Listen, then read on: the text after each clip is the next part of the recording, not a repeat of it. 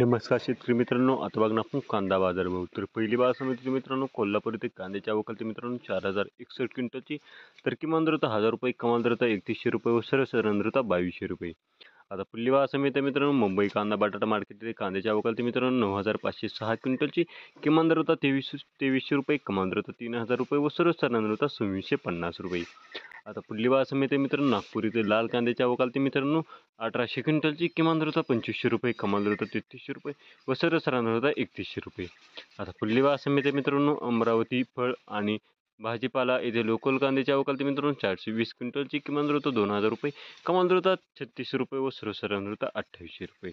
आता पुढली बाजार समिती मित्रांनो, पुणे येथे लोकल कांद्याची आवक आली मित्रांनो 7742 क्विंटलची. किमान दर होता 1000 रुपये, कमाल दर होता 3000 रुपये व सरासरी दर होता 2000 रुपये.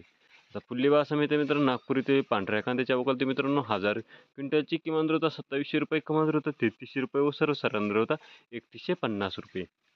आता पुढली बाजार समिती मित्रांनो, येवला येथे उन्हाळ्या कांद्याची आवक आली मित्रांनो 7500 क्विंटलची. किमान दर होता 1300 रुपये, कमाल दर होता 2985 रुपये व सर्वसाधारण दर होता 2750 रुपये. आता पुढली बाजार समिती मित्रांनो, लासलगाव येथे उन्हाळ्या कांद्याची आवक आली मित्रांनो 6336 क्विंटलची. किमान दर होता 1100 रुपये, कमाल दर होता 3321 रुपये व सर्वसाधारण दर होता 3100 रुपये.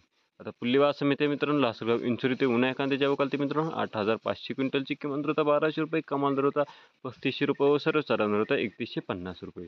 आता पुढली बाजार समिती मित्रांनो, पिंपळगाव बसवंत येथे उन्हाळ्या कांद्याची आवक आली मित्रांनो 8000 क्विंटलची.